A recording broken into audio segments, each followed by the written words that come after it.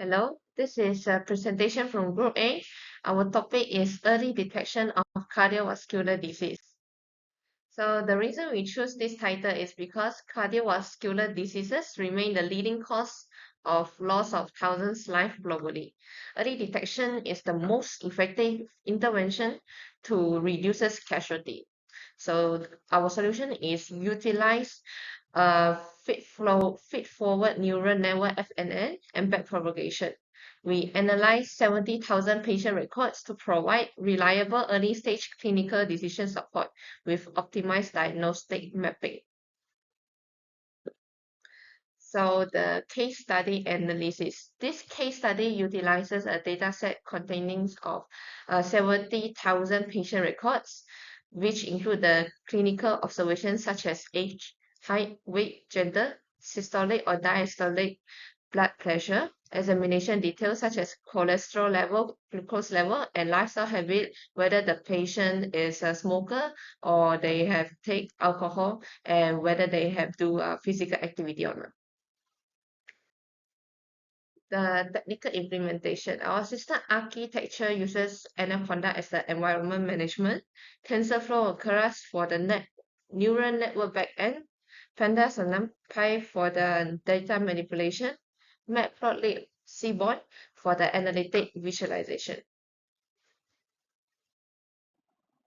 So these are the structural deep learning functions that we have used to build this feed-forward neural network. First of all, we have the activation function, which is a sigmoid defined as 1 over 1 plus e minus x, and it maps any real-valued number into a strict range between 0 and 1. This function is placed at the output layer to interpret the final numerical score directly as a probability. Next, we have the dense layer, which is a fully connected layer where every single neuron receives input from the neuron of the previous layer.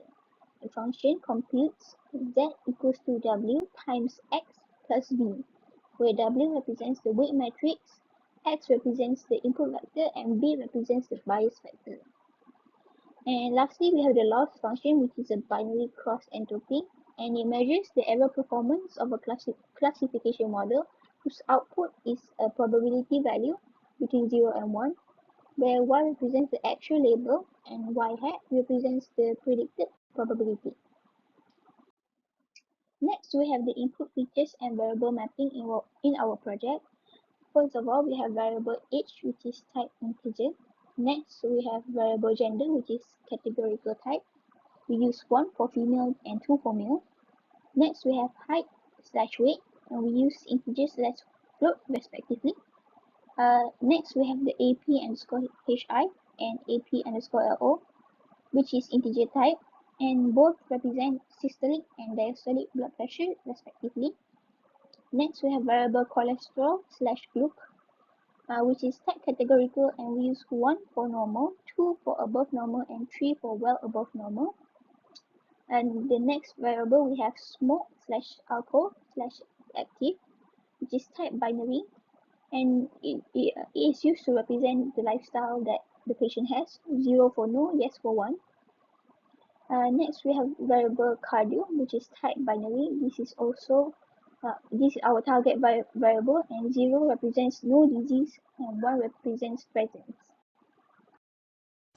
So this is our flowchart of our model, and this flowchart traces exactly what happens under the hood during a execution cycle. We begin by initializing all our weights and hidden bias to small random values near 0.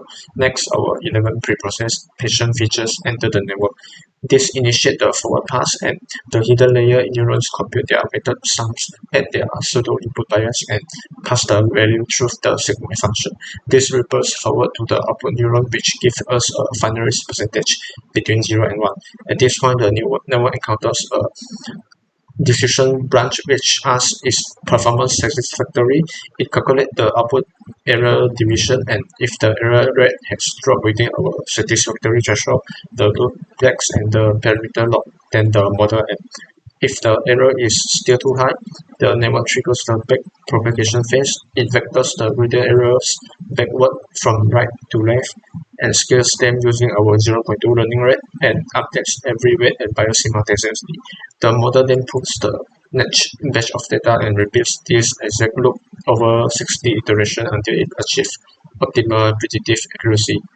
And for the data processing and cleaning, before a neural network can process any medical data, the data must be cleaned and prepared. In our case study, raw clinical records contain massive biological anomalies such as systolic blood pressure record at 11,000 or negative numbers. If we pass this extra number into our sigmoid function, it causes a mathematical failure known as exploding gradients, and the error become infinitely large and completely destroy the network ability to learn.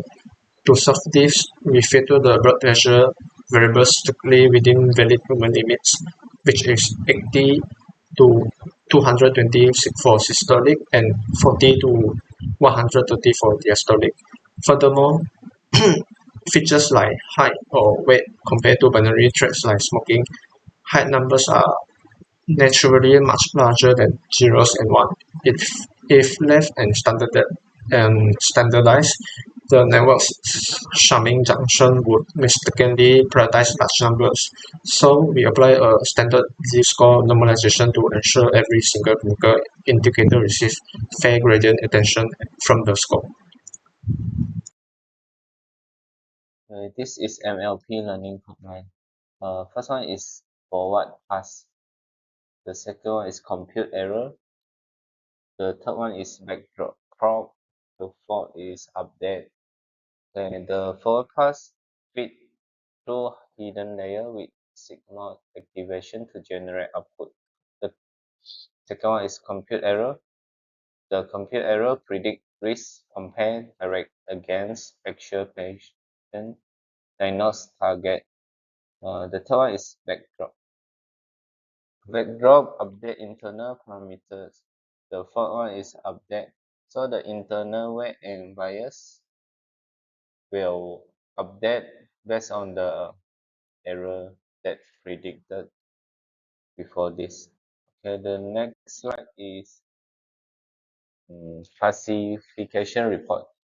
So this report got four type of data. We can see that precision, recall, advanced score, and support.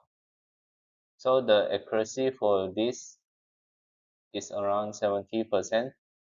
So we can see that for the precision is 73% and the recall is 75%, the advanced score is 74%. So this is the error rate map. So we can see that the training for the line is getting better after each run. So we can know that the system is getting better every time, after every time the system runs. And the conclusion is a multi-layer feed-forward neural network serves as an effective tool for cardiovascular disease prediction by automated risk flag through non-linear diagnosis patterns. We establish a foundation for clinic decision support architectures. That's all from us. Thank you.